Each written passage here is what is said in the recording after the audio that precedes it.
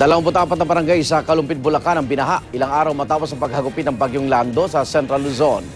Mula sa Kalumpit, Bulacan, may live report ang kasama nating si Connie Sison. Connie? Yes, Igan. Naririto nga tayo ngayon sa isa sa mga TESDA centers na ginawang evacuation center dito sa may Kalumpit, Bulacan. Pero sa sinumang palad, maging itong mismong evacuation center sa nakikita natin ay binaharin. Luckily, dun sa mga evacuee naman ay hindi pa naman inaabot ng tubig baha yung kanilang mga tinutulugan. At karamihan sa kanila ngayon, gising na, at talagang nakita natin na wala kang dadaan ng iba kung galing ka sa mga itong mga silid dito, kung di itong mismong bahang ito, kaya kailangan talagang lusungin kung gusto mong makaalis at lumabas dito sa area kung saan nga yung evacuation center. Hindi na tumatanggap yung mga barangay na mga namumuno sa barangay ng iba pang evacuee. Sa ngayon kasi puno na ito sa 205 families. At yung mga hindi naman natanggap ng mga kababayan natin dito mula sa dalawang barangay, mula sa Barangay Sapang Bayan at Barangay Poblasyon, ay nakikita natin meron na lamang silang mga itinayong tent dito sa labas mismo ng kalsada. Ito ay mismong nakadikit na sa pader ng dike. So ito, nakita natin yung ilan sa mga evacuees. Pupuntahan natin, kakamustahin natin sila. Pero bago yan, kailangan muna nating ma-interview syempre para sa iba pang detalye si Kagawad Mila Simulata. Magandang umaga po sa inyo. Magandang umaga rin po. Ma'am, ito ilang families? Sabi niyo 205 families, hindi na ho kayo tatanggap. Meron pa bang mga iba pang gusto pang sanang pumunta sa loob ng inyong pong evacuation center? Meron po, meron. Mga ilang pang pamilya yon? Siguro po mga 30 families pa po.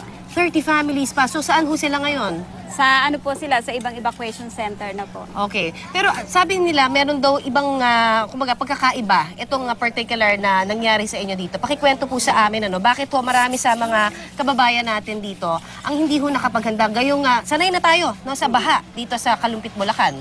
Kasi po ma'am, dati po kasi mabagal lang po yung flow ng tubig. Dahil po nagpakawala daw po yung baha daw po ng Nueva Ecija, dito po dumaloy. Kaya mas mabilis? Mas mabilis po. Walang nakapaghanda masyado? Opo. Okay. Maraming salamat po sa inyo. At syempre, papakita ko lamang sa inyo, dito, yung ilan sa mga kababayan natin, nakita natin, kanya-kanyang bit-bit ng gamit. Ito pa yung mga medyo nakapaghanda, nakapagbit-bit pa, Ito yung hindi po nakapaghanda. Ay, hindi. Pero ibig sabihin, may dala pa silang gamit eh. Yung iba talagang nalubog na, hindi ba? At nakita natin, pati nga mismo yung mga alagang aso nila, ay nabit-bit nila. Ma'am, eto, pakikita ko lang din, kasi napansin natin dito kanina, Igan, na nabanggit nga natin, sa likod nito mismo, ito na yung dike. Okay? So, akyatin lang natin para makita ho natin, kung anong itsura nitong area na ito, kung saan talagang binaha. Ito na yung mga hindi nakapaghanda at nakaalis na talaga. Yun po ma'am, bahay po yun. Apo. Yan po, ngayon bubong na lang po. Bubong na lang nga ang karamihan, talagang lubog na lubog naman kung makikita natin.